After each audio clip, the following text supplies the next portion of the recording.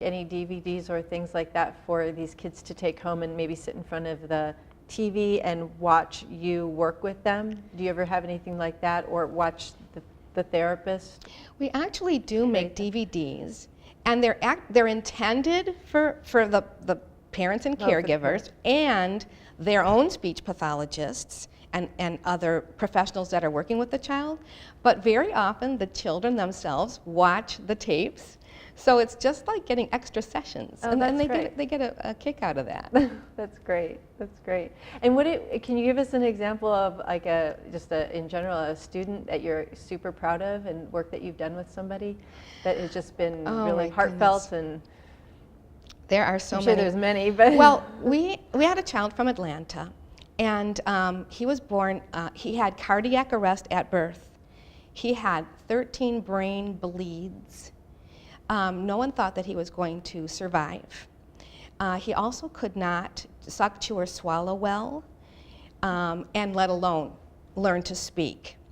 And that child is now 7 years old. He is totally at sentence level of communication. He's totally understandable. And they come back periodically. We just always look forward to their return.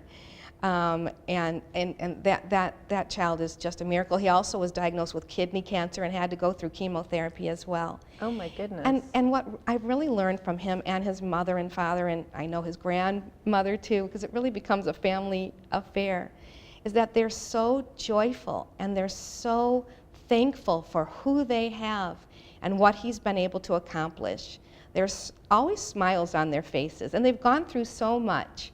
And it was really a good learning and teaching experience. You know, your type of business, what you do is really, it's a business, but it's living life and contributing to life and humanity and bettering people's lives. I mean, what you do is who you are naturally, for you. It's such a wonderful profession. I think I just was lucky to find it, and it fits for me. And you had asked about other, experiences that have been really on my mind. We have a local child who was diagnosed with autism spectrum disorder, and he's one of the children that we started with sign language in our verbal behavior ABA program, and then he became vocal and just recently has been included in a typical kindergarten classroom. That's great. That's great. And I know the parents must be incredibly thankful, and it's just so nice to have him be integrated with other kids so he can be just like his friends, and It's quite a team effort, and it's just such an amazing feeling that I get to work with these incredible people, meet these incredible families and children. And see results that are just unbelievable for everybody, So Nancy, I know it's a lot, running the business, seeing clients, getting the staff. I mean, this is not something that, just takes a few minutes out of your day. This is your life, it's your life work. What have been some of the challenges of creating a business like you have? I think one of the key factors is to have a support staff that can run the business with quality when I'm not there, and that's who I have chosen. So that's been something that's worked out well. I think the only thing I can think of as a challenge, because I have such a wonderful staff, is that there are a lot of cancellations because children get ill. Mm-hmm. And then we have to be very careful that we're not spreading illnesses, right. And especially in these current times. And also staff that have to be out as well, and just scrambling to make sure that the children are getting quality intervention. And probably managing growth too, because you've probably grown pretty quickly, and there's so much to look into, because everybody has certifications, you have continuing ed, you have a lot of things to keep track of with your type of staff. Right, getting new staff when somebody has to move, and we've been so fortunate to have longevity in the people that work here. I mean, there are people that have been working with me from day one. A testament that they enjoy the work they do and where they work. That's important. And then others are having to be relocated because of what's going on in Michigan. Mm-hmm. So yes, it is a challenge to find someone who can really step in with the quality of care that we provide and really be somebody that has all the training that we need. It's very tough. And so we do a lot of training, even to people that have been out in the field for a while, because we have such specialization. And you have to keep up with all the latest and happenings in your industry as well. Well, in your absolutely. field. With the internet, word travels so fast. And we have to be careful about what bandwagon we're jumping on. Mm-hmm. You know, there are a lot of interventions that say that they're going to cure all sorts of communicative and motor challenges. And some of them have a lot of merit, but some of them don't. And so it's really hard to figure out which ones we should really adopt and learn and implement. You know, Nancy, if you had to think back to, when you were in college, thinking about your career ahead of you, would you ever have thought that you would be an entrepreneur one day and out on your own? Never. Never. I really didn't think about it. My life path just took me this way. Just took you on the path. What's the one thing that you've learned from this experience thus far? What's the big thing that you've learned from going out on your own and creating this incredible business that gives back to so many people and changes lives in such incredible ways?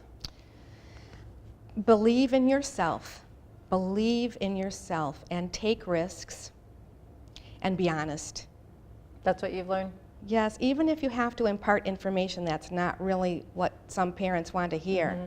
I think it's really important to be honest. Mm-hmm. So then we can take the bull by the horns and get in there and change the lives of the children. And you've probably had to have a lot of difficult conversations over the years, I suspect, as do the people that work for you. I mean, it's not all that easy. You asked about challenges in this business, and that's, I think, one of the hardest things for me, is to have to share information about a child that a parent or caregiver may not have known at all. Or they might have gotten misinformation. And it's hard to hear, but I do find that once the parents and caregivers get over that kind of initial shock, they're right in there with the team and ready to learn and ready to change all of these behaviors and get them where we want them to go. And I'm sure a lot of people end up at your business at the Kaufman's Children's Center because they didn't get the right information and they're finally coming to the end of their rope and they have to get the answers and know what's going on, and then they at least have a place they can start and develop a plan with your company to move forward with helping their child out. Yes, fortunately, Oakland County is the type of community that supports a lot of different private practices, mm-hmm. and people have the opportunity to shop. And so we're so fortunate that they do come to us because we know that the quality is under our roof. And you have a lot of people that they can select from, and to get to get things done. They don't have to go to all different places. You have the staff there and the different modalities and the people available with the training that can help.